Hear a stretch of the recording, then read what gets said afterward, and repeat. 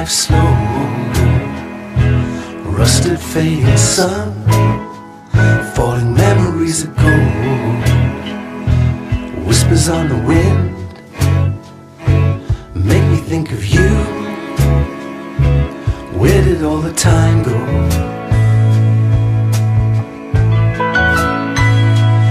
Autumn in the park, I never feel alone. I feel so close to life, feel so close to home. 21st century rock and roll. I'm Paul Johnstone, was in a band called Knox and Jive. We had a couple of John Peel sessions and some singles out with.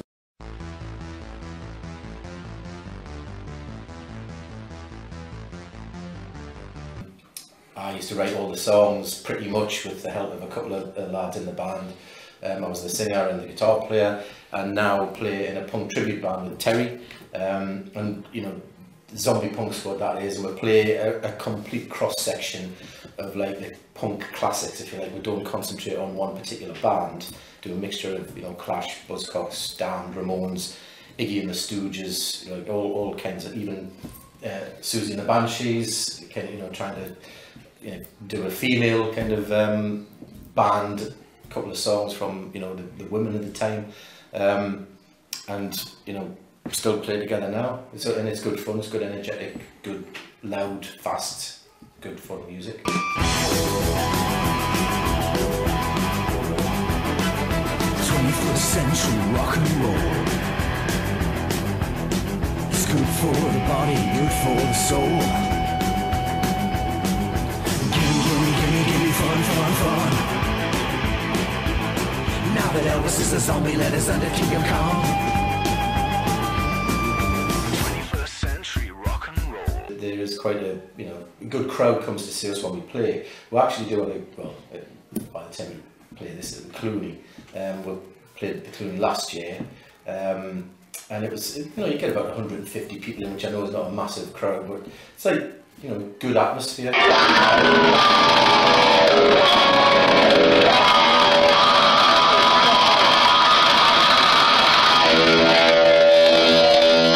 And I think people do appreciate that what we're doing because we love the music. You know, actually we don't make any money from it. That's not the point of doing it. Most of the time we'll play, you know, we're giving the money to charity, whatever, fund this, that and the other.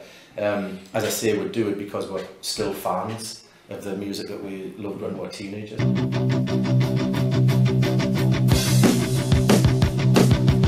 Terry Knox, yeah, play bass guitar, as Paul says, in the Zombie Punk Squad. And I do it for the same reason as Paul. We do it because we love the music. You know, it's records we've listened to all our life, and we don't, you know, pigeonhole ourselves into just playing punk rock or just playing punk rock songs. Some of the songs we play, some people might not think nowhere near punk rock, but we just play them in our version way. That's just because I'm a and I don't know what. 96 tunes and 96. I formed a band back in the day, very early 80s, late 70s, early 80s, Urban Warriors. Played a lot of gigs around Newcastle at the time with some local lads, some people you might have heard of in the news, and people like that, like Mitch Whitehead. So a big hello there. Thanks to him, who's recently passed away. So dedicate that to him. Played bass guitar for them. Started off playing guitar with them, but like I said, there was a few changes to the band, do different formats, and ended up playing bass guitar, which I find more comfortable, and I'm more comfortable with that now. And just still going now, Zombie personally speaking.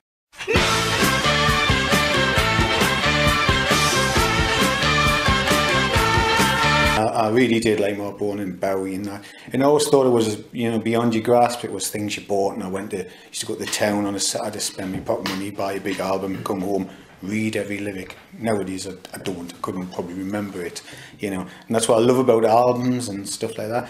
And then punk rock came along, and I was working at the time at Swan Hunters, and you know, didn't appeal to me. I know it's all very nostalgic now when people are writing songs about it. I do myself, but it's like, at the time I was thinking, is this it? I'm 16, 17, you know. And then just listen, when punk rock came out, it's just like you know, Sex Pistols came out, I was like, wow, you know, what's this? you know, and you're seeing things on something else, you're seeing things on little programs on late at night at BBC Two, and you're reading a Melody Maker. And like I said, there was a shop down Wallsend called Tompkins, which was a bike shop, but it was also a record shop, and the lady of the shop used to have a little section to herself, and she'd buy all the singles. And she claimed, and I tended to believe her, I didn't have no reason not to, that the only record rep that came into the area went there before he went to Callers in the town, Northumberland Street. And so you could get anything there. And bearing in mind, that's having said that, years later, I got Public Image first single there.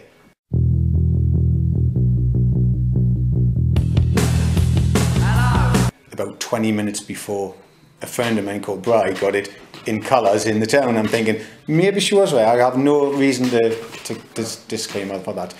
And I just used to listen to Buzzcocks, that's cool, yeah, and Eater, and all these bands coming out, and you're thinking, yeah, maybe. And then White Rat, in The Damned, New Rose, first single, you think, wow, this is just power. This. And since then, I just thought, yeah, maybe we could do this.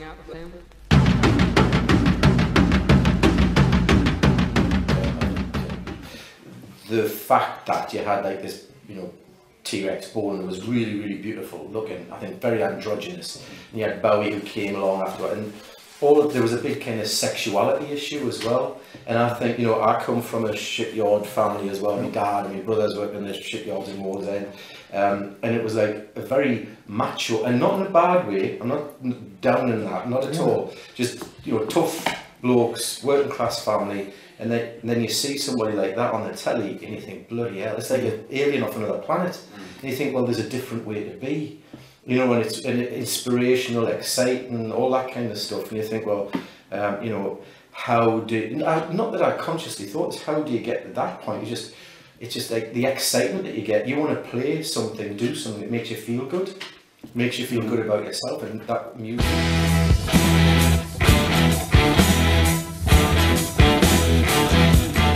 That's what punk did for me. I mean, you talk about music, you talk about like the pure of something, but however you want to look at it, however you think about it, when you saw a band, I think Top of the Pops band, shows like that had a play in it, because nowadays it's like there's music everywhere. You can download it on your phone, you can look at things before, but the Top of the Pops was out, and you'd wait up, you'd look. Adamant, first time on, and they, you know, these were bands I'd seen and I thought were great bands, punk bands at the time. Not so much call themselves that now, but at the time, you know, 79, 80 onwards, and then they make it, and you see them on the telly, and you think, wow, they look good, like Bolan on the telly, Bowie on the telly, Adam on the telly, anyone on the telly, the Skids, bands like that, they come on the telly, wow, and then the Ruts, oh, great, the energy, and it's 3 minutes, and like Paul says, I worked down Swan Hunters now, a lot of the lads at school had the haversacks and the painting on the back, and they wore the denims, and it was easy to wear the denims and have long hair, even though some of the older guys might think, yeah, you still look like a girl, blah blah blah, but it wasn't. It was a masculine look. But then as soon as you got into, like, you know, the police, very local thing, you know, people spitting on you because you wore a police badge, you know, and things like that. Oh, blonde hair, peroxide, what are you on about? You know, these actually, have you heard them play? You know, people might not necessarily call them a punk band, but in the era and how they looked, and then they come on the Ogre Whistle Test, or you see like the Top of the Pops, and I just used to live on it. I thought, this is great, and it was the one night a week where I could. That's who I'm listening to. And that was a rare thing, wasn't it? I mean, you know. And it backed up the music, So you didn't have the access to all videos and stuff. It was just, you would see them on the telly. That 1.5 hour a week or whatever, and you had the old Grey Whistle Test as well, the other programme, but that was the thing, and the whole country would be into that, really, you know, for teenagers or whatever, whereas you don't get that now because it's all split apart, it's all diagnosed. But then you had John Peel. But the thing I would like to say about the change though, because there was a change, was your Bolans, your Bowies, your Brian Ferries, your Roxy Musics were not people who you lived next door to, were not people like you. They were different. They were super kind of, you know, not human, but you know what I mean. They weren't the norm. Whereas punk, I know the Sex Pistols looked brilliant, absolutely fantastic. The Ramones had a great look as well. But the whole thing about punk was it brought it back down to our level. And that was the thing inspirationally for me as a teenage lad, thinking, right, this music thing is not now something which is unattainable, unachievable, because I don't look like that and I don't wear, you know, sequin jackets and I haven't got long curly hair.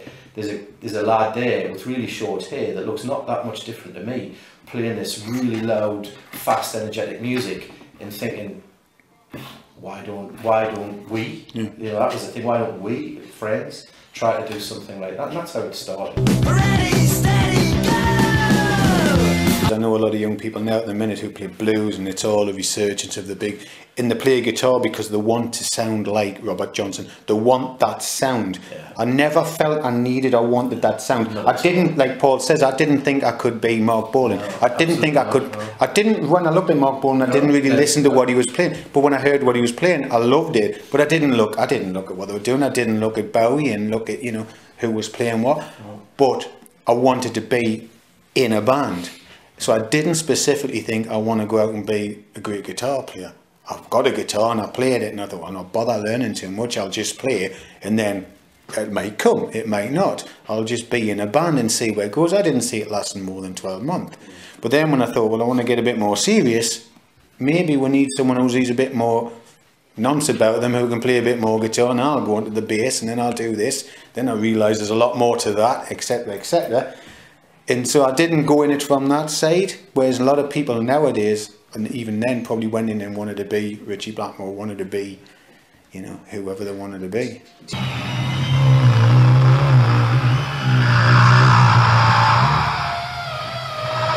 I can't think of a pivotal moment as in a singular time thing, but I do think that, you know, we started off as a bunch of schoolmates, like in my mate's garage, Dave's garage at first, with a few, literally trying to play together. That didn't really work. Then it was in another mate's kind of in the bedroom, Tor, who became the bass player in Knox and Jive. We used to rehearse in inverted commas. Then we'd just kind of do it like in houses in our house. But the pivotal ingredient, if I can put it that way, for us as a band, Knox and Jive, when we started, was actually meeting Steve Rainey, who was a drummer, as a band. That changed us. It was meeting him as a drummer, like he was a friend of a friend in the pub, just having a chat. He'd come across from Northern Ireland, he used to be in a band called the Androids and stuff, so played at the Harp Bar in Belfast. So we just clicked. You know, he's probably about your age, so he's a few years older than me. You know, at that age difference, that can be quite a thing when you're kind of 18 to like 23 or whatever. But Steve was a stranger in Newcastle. He didn't have the social network, so we were a ready-made group of friends through music. And when we got together with him and played like in a proper rehearsal space with a drummer, that was it. So it wasn't necessarily a kind of moment for myself as a guitar player. It was actually getting the right ingredients to form a band. And if it wasn't for him, if it wasn't for meeting him, maybe we'd never have done it. You know, I do think that if we hadn't met Steve, I don't know, or it certainly wouldn't have developed the way that it did. You know.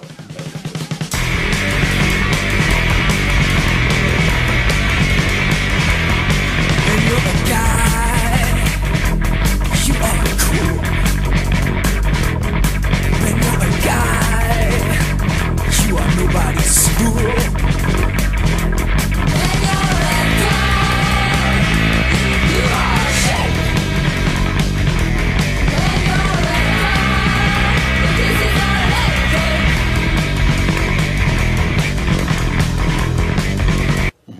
I think it was the same for us. Me and my friends, Mark, John and them, Mitch at the time, we were thinking, yeah, we're in a band, we're doing this, we're telling people we're in a band, we're playing the band, we're rehearsing in our bedroom, we're rehearsing it, we're flat, then we're all moved into a flat in Walker Road. And I just, no, it wasn't, of course, John's mum owned it. We did get raided, but it was actually ours. And I thought it was the Monkeys. I thought, this is it. Well, they're the Monkeys, we'll just live in this house, we'll do this, and girls will come to the door and we'll make records. But did not. But then, you know, when Mitch joined, we thought, we've got another drummer and Nicky. And then, like I said, we had another lad, Bry, was helping me out as a manager, but then we bumped into a guy called Davy Bed. Next thing I know, we're rehearsing down the old Baltic Chambers. Next to the old, it's not there now, because it used to be an alcove into the backyard behind the Baltic pub. When my memory serves me right, tarpaulin over. And guys called Anti-Pop and all them used to own it. And then first here, and we're like, what? Proper rehearsal, proper calls with Stingray amps, which got stolen, by the way, from there. And then next thing we know, a gig. there's a gig for you, UK subs, support them. Next week, write some songs. And that was a turning point. We thought, right, we can't pretend to be anybody here. We can't just think we're writing songs. All right, so let's write some songs. And we did.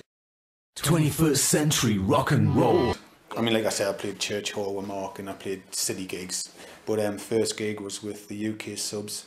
And they were supported by the Abrasive Wheels and then us at the Newcastle Mayfair. I'd seen people there, you know, so many times. I'd been there, walked down the balcony on the sticky carpet, bought the chips, bought the burgers, got drunk, went out, got me belt took off me, and then never got the same one back. Always got a crap one back. You know, all your studs you got took off. The main horse were just there and went backstage and, wow, got a little dressing room, didn't get a rider, didn't get an out, thought we might off the UK subs. I mean, he's just turned 70, hasn't he, Charlie, this month, so good on him. Yeah, great. Abrasive Wheels, like a band. Would have been 82, 81, 82, around about 81-ish, 82. Yeah, great gig. Like I said, I was talking about before, we didn't particularly get paid anything for it, whether that was legit or not, I don't know, I just didn't really get any money for that one, but we didn't care. We were from Newcastle, we lived locally, we turned up, we played, and it was great. I thoroughly enjoyed it. Not the best gig we ever played. It was the Full Urban Warriors with ex-members in it who left quite briefly after that, as you do. But great fun. 400 or 500 people were there. In Benwell, which is a pub, really. Supporting a band called Secret Sex. Phil is still a mate, he's a singer. He's still a mate today. I mean, he's a great artist. He was supposed to be the lead singer in Zombie Punk Squad actually, but he bottled it. He was so you know, all them he years won't ago. mind me saying that because he knows it's true. But there was 4 of us then, me, To, Steve and Gary. And we just had written a few songs, got up and did them, and it felt great. And I think that was the road of my kind of DIY musical psychotherapy. I think being in a band has been an enormously positive thing in my life to help me cope with all emotional kind of psychological stuff, and you know, finding out who you are, dealing with aggression. You know, we used to be quite, some of the early songs were quite aggressive, lots of screaming and all that kind of stuff, and it was an outlet. It was actually what I remember from, you know, vaguely from that time. I can't really pretend that I can remember everything. Was just that, bloody hell, I can do this, and we got a great reaction from people. I think it was the reaction, like, you know, as if what we were doing was, you know, good.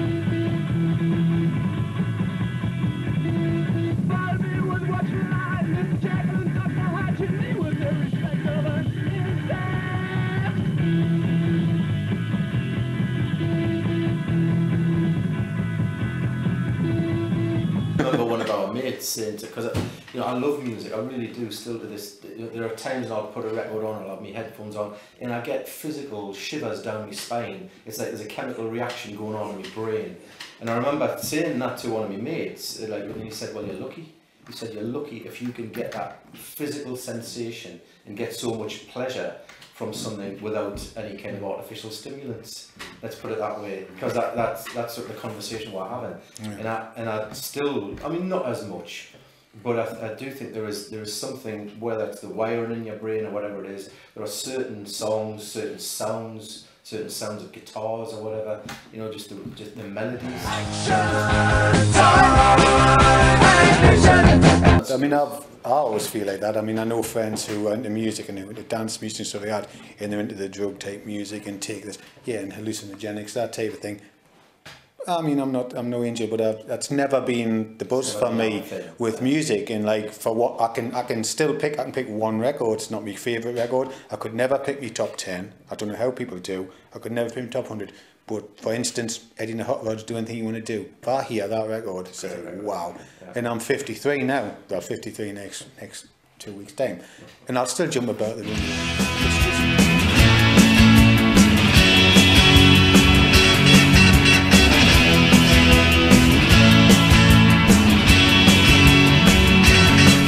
Probably not the greatest riff in the world. Someone, well, it's only this 3, 4, 5 chords or whatever, but there's just something about that record when you hear it, and there's something about White Riot, there's something about Pretty Vagrant. Wow, you turn that on, it's game over.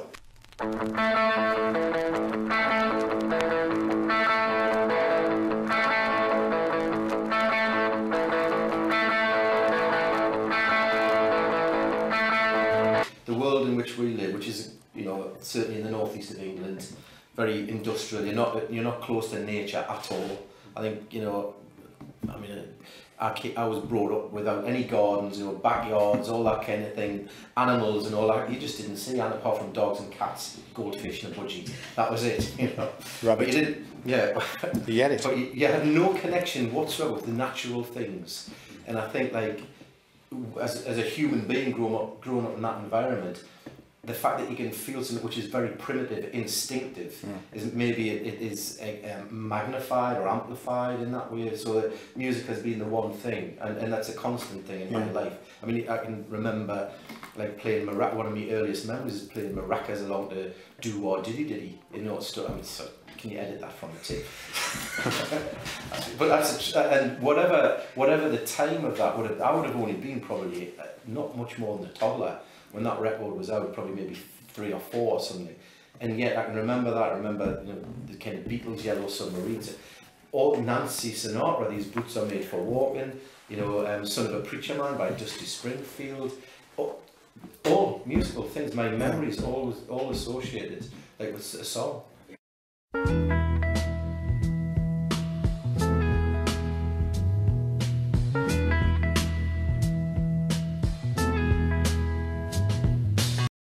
21st century rock and roll. My mum and dad had a stereogram, a big long stereogram, and you had Little Wine Drinker, me, Dean Martin. And I think the fact is I heard all these crooners, I heard all these singers, Freddie and the Dreamers, you know, You Were Made for Me and all that type of thing. And then when I saw people with guitars, I saw people with instruments playing, and they weren't an orchestra backed, they weren't on, for want of a better, Parkinson or someone like that. And I was watching the telly thinking, yeah, this is great. This is, you know, this is what I'm listening to type of thing, and this is where I came from. You should mention My Boy Lollipop.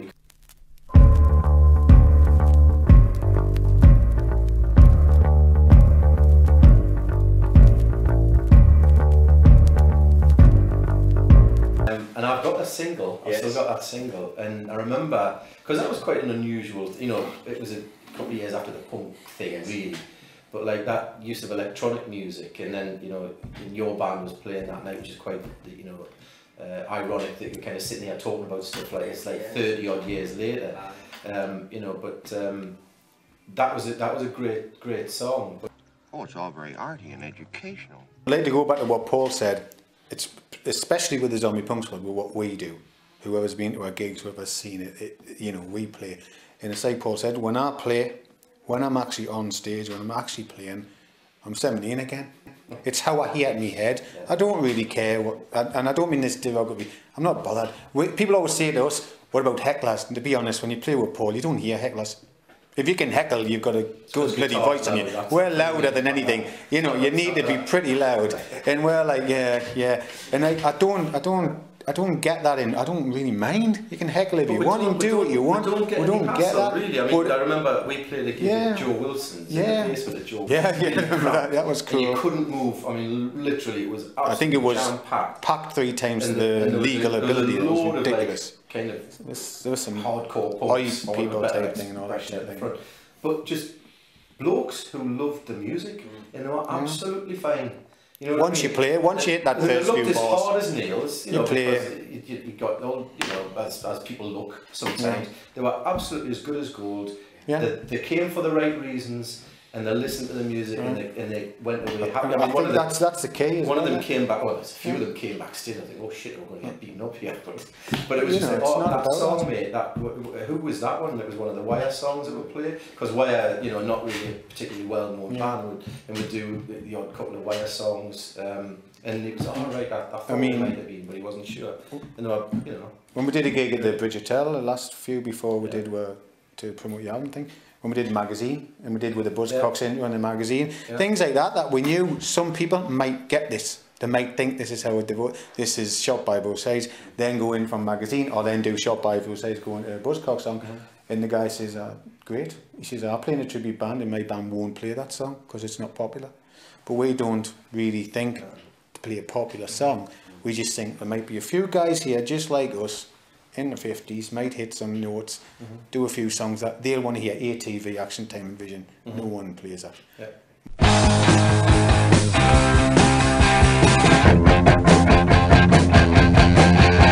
We do. But it's like us, to go back to my point is, it's like I really do think I'm 17 or 18 again. I don't really care, you know, and I think that's great. We'll just play it, and it's just the songs it sound like they sounded in my head then. But we did sort of start because literally just having a chat. For talking. Terry and Tony, who's the other lad in the band, and kind of Mark as well, just about talking about music, because we all like the same kind of music, and wouldn't it be great to go and see? But at that time, a lot of the bands hadn't reformed yet. As loads of the bands have actually reformed now, but then they hadn't really, and so you don't need bands like us to, But at the time there was nobody around, so it was just like, well, why don't we do it for ourselves? But you asked the question about the layoff.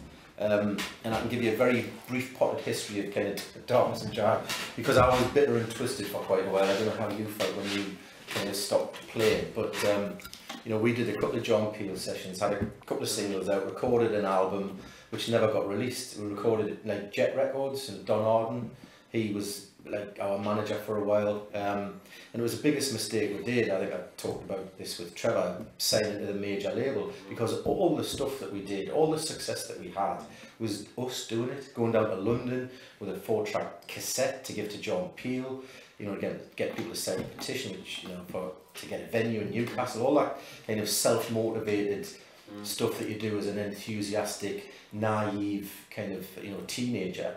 And then we signed to Jet, and Jet didn't pay the record company up here, so there was a court case, and I couldn't record for anybody else. So I had all this material which was there, which couldn't get released, and I had 2 children maybe at the time. Well, definitely 2. I was thinking, did we have 3 at the time? So, and you'd get the money delivered by the postwoman in registered post envelopes. It was all a bit dodgy. Cash in the envelope, no bank accounts, all that kind of thing, and then all of a sudden it just stopped.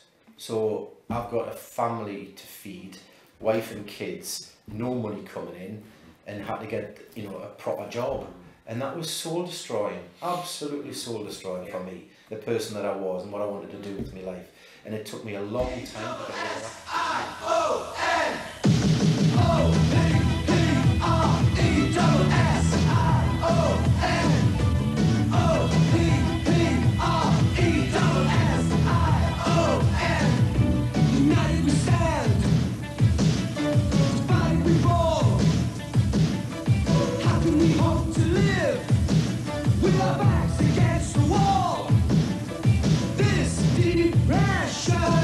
It's deep into your heart. Now would you sell your soul to feed your children? Now, O-P-P-R-E-S-S-I-O. How do we learn the lesson? I'm hanging out of this direction. I don't want no more repression. I'm hanging out of this suppression. I don't want no more repression. I'm hanging out of this direction. I'm hanging out of this. I mean, there's loads you can say about it. I suppose if you try to focus on the venue itself, I mean, the City Hall to me is always going to be Newcastle's premier venue because of the bands I've seen there, the gigs I've seen there. Like we talked before, T-Rex, The Dam, David Bowie, Iggy Pop, like Susie and the Banshees, Buzzcocks, psychedelic. You could list a list of loads and loads of gigs, and also I've got a sentimental sort of feeling towards that as well, because we actually played there. You know, lucky enough to support a band like Stiff Little Fingers, and we just about managed to avoid getting booed off stage. So, you know, it was all right. As I said, in the City Hall, playing with a major punk band at the time, and it was just around about the time our first John Peel session was coming out. So I've got a lot of affection for that. Riverside, I kind of explained before, when we went down to London to get signatures for a venue, i.e. the council to put some money into a venue, that is eventually what became Riverside. Now, like that, we played a tiny little part at the start of that process, and other people took it on, you know, to a much greater successful degree, and actually got the place opened. But I've seen loads of great bands there as well. Again, we played. All is calm, all is peaceful before the storm. The sun is rising in the sky. No one moves, no one tries. This life is so hard, things must change. Pray for a new day and all that it brings. Two like important ones in Newcastle, but I mean, I'll let Terry sort of have a bit of a Well, yeah, I agree chat with about that the City Hall. From when I was a kid, from the venues and gigs I went to see in bands, City Hall just seemed to be the place. The Mayfair, when I was too young, was a club, was somewhere where you went where I probably couldn't get in, you know. And then you think, wait, punk rocks come along, I'll go and see the Jam, I'll wear a tie, I'll look 18. I probably didn't, you know. But then playing the Mayfair again, it's just a great venue. I mean, it's a sad thing that it's gone. I know they've replaced it with other areas, but Newcastle Mayfair, this was a great venue.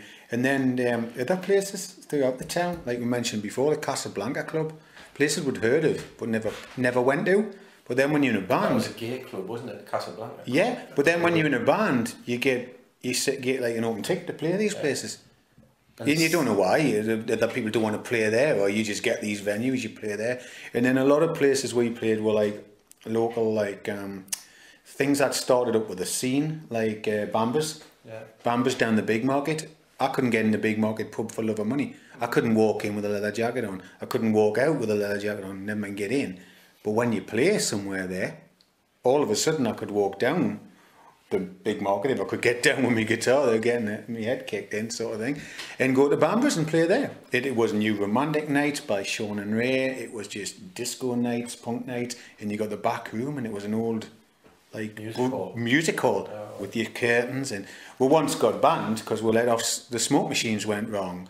We played a night and we played the Warriors 1970s famous Warriors film. We thought that would be a good opening act. Not really. No, you're sitting watching it, and you're watching the Warriors fighting the whoever else. Well, Dave Bed, that was a great idea, and we thought, that's cool, aye. And that went on. And we actually just borrowed people's televisions and put them round the hall and played them on videos. We thought that was a great idea. And then you played places like the Bridge Hotel, any local pub. But like you say, going back to seeing bands, all of a sudden the Polytechnic opened their doors for the Canteen. You know, you went to places like that where I didn't know of because I just left school, went to work. I didn't realise these places had venues to play. Great. A specific night we were trying to, I'd been there, I've getting in before, I've had hassle getting in, and I remember me and my friend John Hutton, Horse, when we were in Urban Warriors, and we turned around and Horse said to me, if we ever get big enough and play here, I'm not letting students in. Because what a drag, what a hassle, man, to get in somewhere. Yeah. You think, well, wait a minute. You know, it was the bands that were playing there were some like the Angelic Upstarts or someone like that, and you think, these didn't go to college, man. But I remember went to see Wire at the Canteen, which would have been 1978, maybe, I think, on the Cheers Missing Tour. Yeah, that out as well. Also XTC, Fabulous Poodles, went to see Wayne County, and the electric chairs. Was that the canteen or was that the Poly? I can't really remember. But the getting signed in thing used to really piss me off. Because I was there as a fan of the band, wanting to see the band, and yet these other people had the priority of getting in because they were, students. And there used to be, there was a bit of a divide in those days between like the local population, if you like, and the student population. A bit of a town and gown thing. There was, and I have to say though, most of the time, I don't think I ever didn't get signed in. So you just have to wait. You just have to bide your time. You have to smile politely and wait for some decent person to come along and sign you in. But sometimes people just walk past you, wouldn't even acknowledge it. And they think, what a fucking wanker. To the power, what a shower! To the power, what a shower! To the power, what a shower! In some respects, there would have been a proportion of those people who didn't give a shit about the band. It's probably just naivety on my behalf when I was a kid, when I was 17, 18, going to these places. But I got that exact same thing. And then when you went to City Hall or somewhere, I remember seeing the Skids at the City Hall and the first album, and they were out the back. Specifically about the bouncers, getting people to sit down. I went to see the Runaways, 1977, with 999 supporting, and I remember that, what's the singer called, Nicky Cash, was it, the singer of 999? He was trying to incite people to get up, and people were getting up, and then the bouncers were telling people to sit down, and it was a real kind of, and I thought it was great. And I would have probably been about 14 at the time, so I was still quite young. Like the bloke on the stage, the singer of the band, was actually inciting us to be rebellious.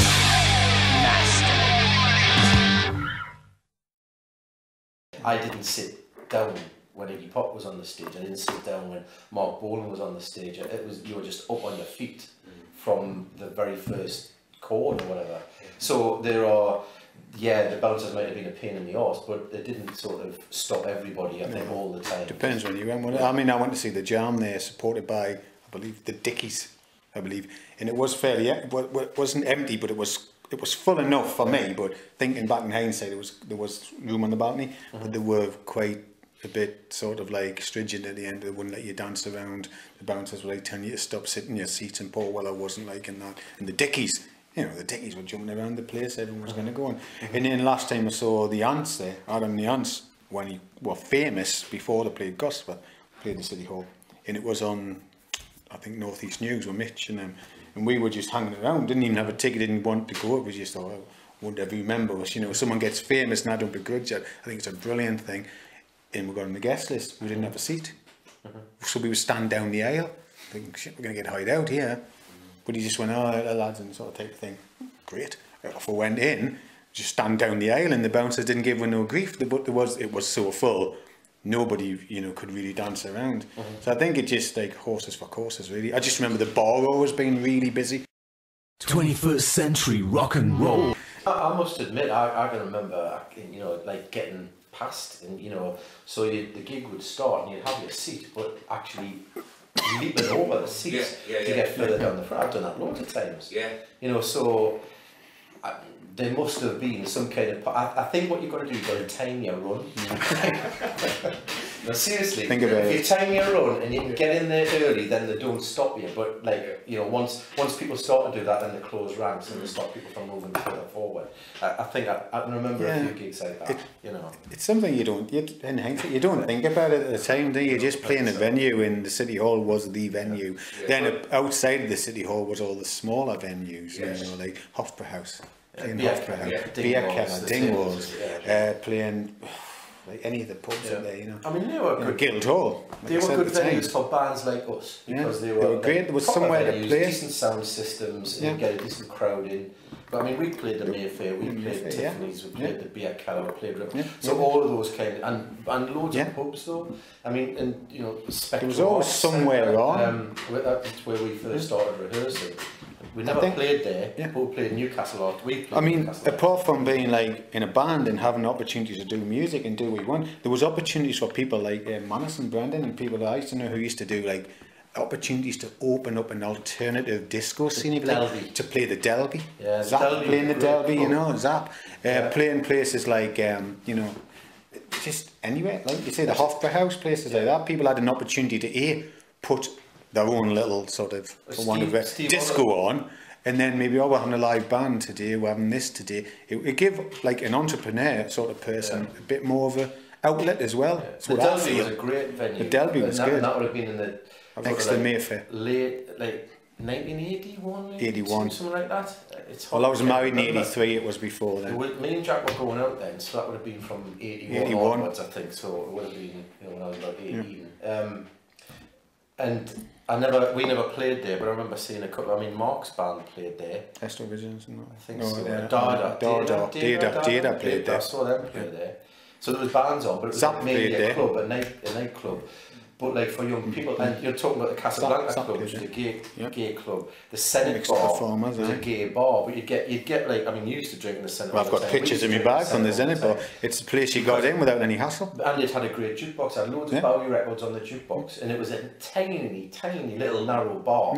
The Eldon, it was in The Eldon, got in there, no the bother. post office. Post So office. you'd be able to drink in those bars without any hassle, rather than Barleymoor, Egypt Cottage. You went all the outskirts of the town. Really, you could get in Rose and Crown before they knocked that down. That was part of the excitement, though, for me. I don't know whether you feel the same, but it was that edginess. It was being on the kind of left of centre of life. You know what I mean? Where you that subculture. Well, the thing, subculture, it was easier to go and to get into to play. A gang almost. You know, your little gang as part of another big, where people who were in different gangs. But it was interesting. It was different. Everybody's looking for lost gang inside. You could walk down the Big Moggy, you couldn't get in anywhere. If you didn't get heckled, if it was during the day, you'd get down there, but during night time, you got heckled, or you got picked on, or you got whatever. But you get in the Bambas, you go alright, you get in the Bridge Hotel, you're alright, you get in the Casablanca, you get in the outskirts, the edges of society, the edges of the town, the Egypt Cottage, the Rose and Crown, which beautiful bar, the first one to knock down.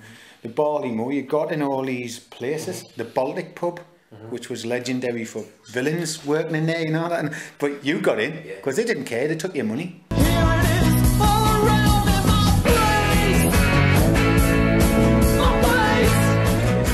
Nobody went down there. You knew you could get in. They didn't give you any hassle. Had a pool room in the back. It's now a meat and potato pie cooperage thing. The cooperage. I've got pictures in the cooperage in there. You went to the cooperage, you could get in there, but I remember you that's what you did. Zap and Zap, Steve Oliver, Zap went down there. You know, Steve. Steve. He was in a band, Dead Flowers. Dead Flowers. But Zap, I saw Spit and Blood at the cooperage. They were kind of punk band. I was in them for one day. Play bass. Because they would have been around when, one day when we were starting off. So that's how because I only knew Steve through the band. Steve, used to rehearse at his. And Bobby on drums. Yeah, but they were playing like proper raw punk stuff. Like, and I remember going to see them at the Cooperage. But then also at the Clooney warehouse when the Clooney was closed. It was almost like an early rave. I remember going to Clooney and it was Steve's band playing again, and there was just like kind of, you know, it was like it was brilliant. It was absolutely like some, you know, derelict old building where it was like a secret party where like you could you take your own beer. There was kind of few lights around, some sound system had been sort of run off some generator somewhere, and it was brilliant. I only went there once, but I think there was a couple of times they did stuff like that down there. And the Clooney obviously being a very well known venue now since it's been done up.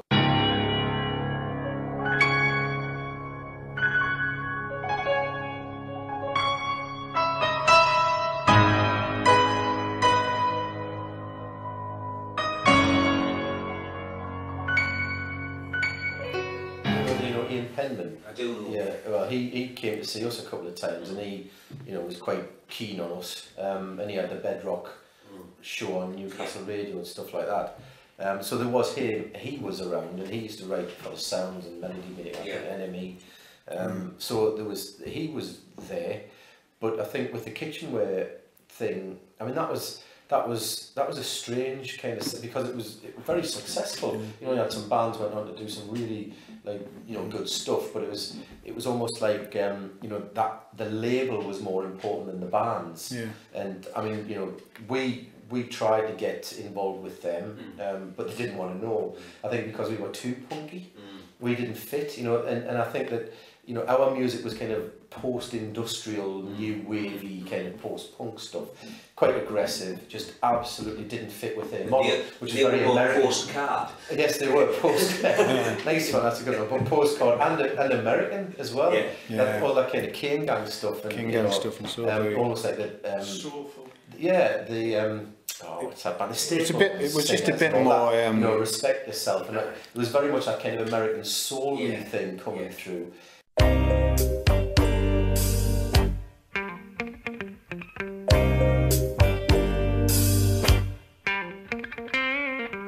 And we were too northern, too you know, rough and ready to fit in with that more sophisticated, mellower kind of sound, you know. So just wrong place, wrong time. I think. You sort of felt like you were just in the wrong place at the wrong time. You had your Southern, you had your Sex Pistols, you had your London, you had your London scene. Then, like you see, you went down to your Manchester, and then later 80s, your big Manchester thing, you know, and your New Order and all that type of thing.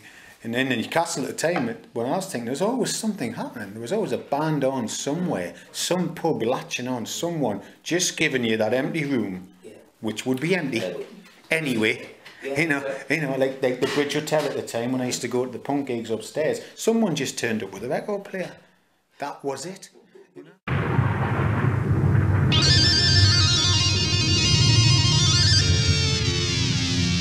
What I got out of that was a feeling that the Tube, which I loved at the time, and I get nostalgic about watching it. And I went to many, tried to go to gigs. You used to have to go on a Wednesday to the Virgin, which was in upstairs Nelson Square at the time, was it Virgin? To get a ticket free to go for the, but we'd always try chance for arm and go on the night. You never got in. And funny story about that, I have about that. But I always thought it didn't focus on Newcastle bands. It didn't focus. I mean, I remember you being on it because you lent my jacket. I did. Yeah, that was a long time ago. I know that. I know the second time your jacket for the works, actually, you did, I knew that jacket. But you know, I did. I mean, I saw Iggy Pop was on there. People, it was like it was as if we're bringing music to Newcastle. And the only time it really did put proper Newcastle people on was when Jimmy Neal was on at the peak of Odd Reason Pet, when he was big and drunk and mad, and Johnstone out of AC/DC at the time, and they had this big massive discussion we enjoy about Gene Vincent, and that was Newcastle, putting them two on. No disrespect to Brian Johnson, Jimmy Neal, I like both the guys, but I was thinking, wait a minute, you know. And it's only in hindsight, in latter years, you realise what that programme created and what it was about. It's still a great programme, but I think it was about trying to bring music to us poor people that didn't. Well, they did bring good bands. The Forks was actually on Riverside as the venue. Yeah. You know, so we got filmed at Riverside, and it was good. It was a nice sort of thing to do, and it was, you know, good to have it. V Corporation, do you remember them? I remember V Corporation. I mean, Nick used to play in our band, but V Corporation was his band. He was a really brilliant bass player, and you know. And they used to record down at Tom McCluskey's place down in Carlisle Square. They used to have a studio down there. But they had all that... Warm sound? Yes, that's right. And they had the benefit of like somebody who had invested in them and had a studio, so they could just dabble. You know, they had the time to play around with us, whereas we couldn't. We just had to literally like record when you went into a studio pretty much your live set, and that's what our John Peel sessions are really. It's just what the lives... recorded live pretty much in a day, you know, with a couple of overdubs, and that's it. But I think they were a much more kind of mellower, sophisticated, soulful type of band, and I think around about that time, you know, I don't know, the punk thing wasn't happening at all then. If I think about some of the bands who were around at the time, they were much more like influenced by almost like Japan or New York Dolls. I mean, I'm thinking of like One Hand, One Heart and stuff like that, who are like Phil's band and Deviation, Richie's band, and you know, the kind of the big hair rock, and a bit like kind of, you know, that glammy Hanoi rock. That side thing, so it was that kind of look for a couple of the bands. There was another band who were good around about the time, a little bit following on when we were kind of finishing off, I think. Toxic Kangaroo Babies, and they were like quite good rhythmic rock and rolly type of thing. We're a bit like the Heartbreakers.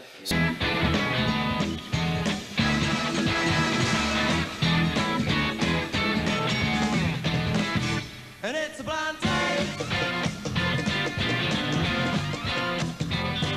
Just got to speak by the matchmaking friends did arrange it.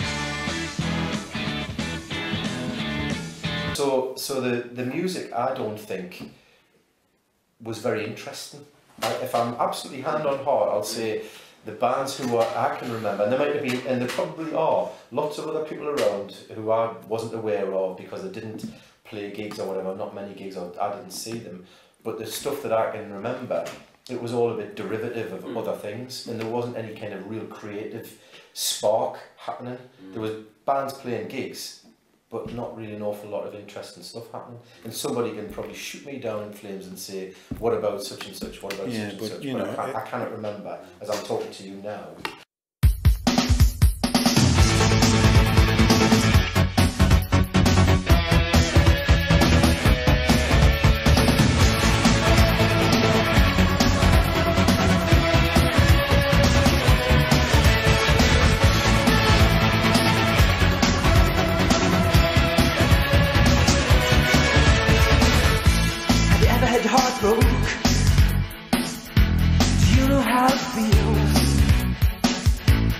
Standing in the darkness with a shadow on your heels, walking the side street, soaking up the rain, just talking to yourself about meaningless things. Do you lie in bed at night, wishing you were here? Could you lie to your mother and tell her that you stay with friends? Personally, I think what we were doing was really good, but the reason why we stopped was because of record company trouble. I think that Knox and Jive, you know, what we were trying to do was kind of have that, you know, energetic, lively kind of music, using synthesizers and sequencers and electric guitars, which I don't think many people were doing particularly well at the time. Really. No, I think. And but we ended up falling off a cliff. Really, I mean, it really was a case of, you know, I couldn't record for anybody, and I had my family responsibilities, and I just thought, I don't want to put my family through this. That was what was going on in my head at the time. But musically, I mean, I'm very proud of the album that we did, which never, you know, I still listen to it now, and I think some of those songs are great, even though it's just a mishmash of outtakes, demos, not quite finished mixes and all of that, but it's still quite lively. There's great danger for the longest range right now. No silver bullets, not to split the scene. I'm biased because I live in Wallsend, but you know, the Buddle Arts Centre was always really important to us, and I suppose, and it's derelict now, it's an old school, but we played, you know, a lot of the arts centres, Newcastle, Biddick Farm Arts Centre and Washington. It's quite ironic, you know, kind of as a band, punk, post-punk, whatever, playing like in that environment. We played loads of pub gigs as well, like a small kind of environments, but the Buddle was always great because they actually, I think, got us in the sense of they knew what we were trying to do. We used to have the big screens behind we and all of that kind of thing. So from a personal point of view, the Buddle is always going to have a special place in my heart, and we were very much part of the community as well. So we'd do like workshops for the kids during the summer, you know, as a band, like they'd come in, and that was a great sort of feeling that you were part and parcel of the community where you lived, as well as sort of regularly playing gigs, doing your own music. But if you ask me as a fan, it has to be the City Hall, you know, for the reasons that I said before. I'll probably just repeat myself if I said what I said before, but the City Hall to me, seeing all those great iconic heroes, if you like, that to me is the best sort of like for those reasons. Yeah, I agree. You know. To follow on, as a fan, for me, is the City Hall, because it just was the place where I saw just so many bands. And just the place that way you went. And I'm probably old, you know, I know we've got the arena, we've got things now, and you can go online, you can do all these things. And I would say the City Hall as a band, and because my mum worked there, and people I know have been there, Mayfair, playing the Mayfair, because I'd seen so many people play there. And then we were just like I said, offered a gig within right a set. We're like, what? Someone actually put your bollocks on the line. You've said you can do it. You're gonna do it. You're talking the talk. Walk it. Do it. Play. In Anti-Pop and them, God bless him, and Newcastle and all these little, what I'm saying, entrepreneurs that just stepped up to the mark and did things. And they were, what? We're playing with the UK subs. What? And it was like, excellent. In the sticky carpets and walking in when it's empty and sound checking and looking at the big place and going, I've got all these arms, this is great. And a stage, and just look at this room, you know what I mean? I mean, you know, we got rid of half the band after that gig, but never mind. We went down from like a 5-piece to like a 4-piece, and then, but yeah, Mayfair, playing there the first time.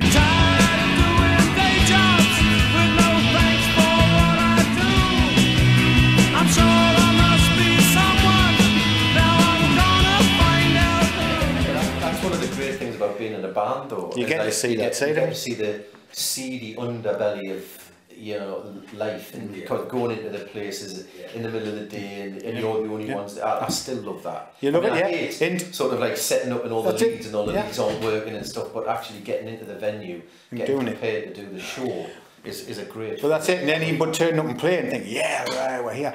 But they didn't give a shit who we were. People opening the doors and the cleaners and the bar staff weren't that bothered. But we thought, hold on, the Mayfair, yeah, man, it's cool, yeah. Just, Mayfair. Yeah. But actually, I mean, I don't know, it's still running, but you remember you were talking about the Delby before? The Delby, they were fantastic. It was Walker's nightclubs went to as well, didn't it? That was the same place, wasn't it? It changed. It was next door to Mayfair. I remember there's a band we went to see there called Juju Pell Mell, who came out of Treatment Room. It used to be, it was Steve Oliver, Chris Thompson maybe, was it? And they performed, I don't know what I'm talking about, just unusual venues.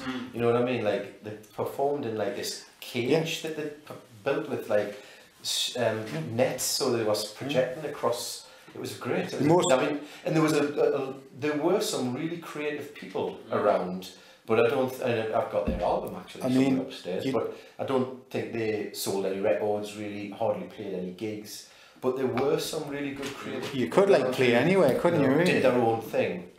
I mean, we played Edinburgh Valentino's in Edinburgh, supported Dead or Alive, and we in '82, when there were the old Nightmares and Max. Yes. In the Gist, we're going to release Spin Me Round.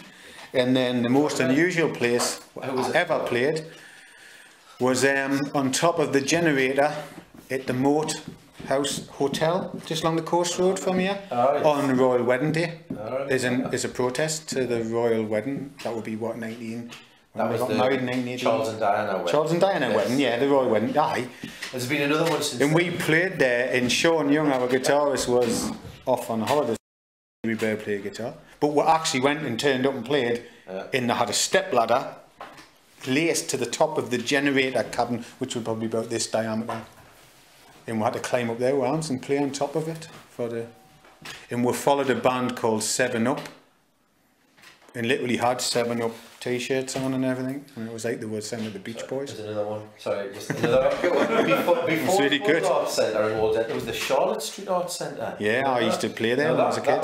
That's literally just in the middle of a kind of load of terraced streets. It's not there. And we actually used to rehearse there for a while. It's not there. So the Jungle Partners there, and was there a band called something like the Showbiz Kids or something around here? I'm not just imagining. No, and they were quite new wavy. Yeah, I'm sure I saw them there. It's terrible. I mean, that must be like 35 years ago, probably. There was also the venue in Wallsend, which is now the new customer service centre by the Anson. It used to be the Co-op building, and that had a venue upstairs, and I saw White Heat there, Bob's meeting off the telly. So White Heat there, that looked like a good venue. Never played there, but always thought, this looks cool. Wallsend looks like a big place.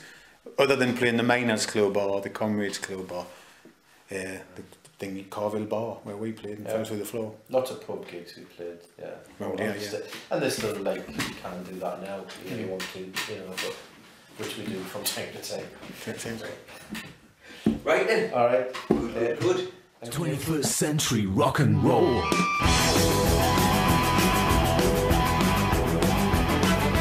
21st century rock and roll.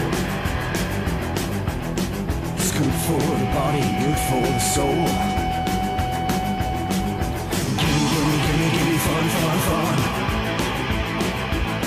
Now that Elvis is a zombie, let us under King of Kong. 21st century rock and roll. Uh-huh.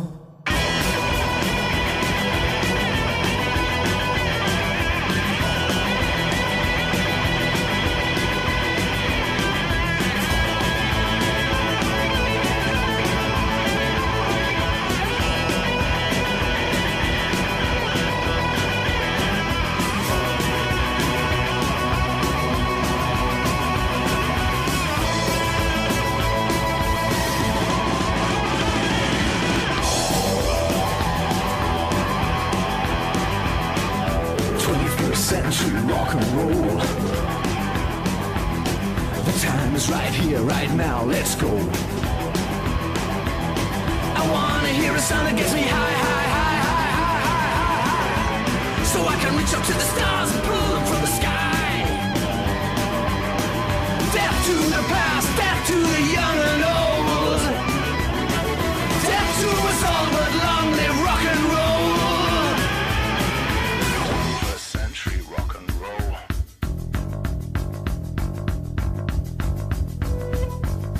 21st century rock and roll.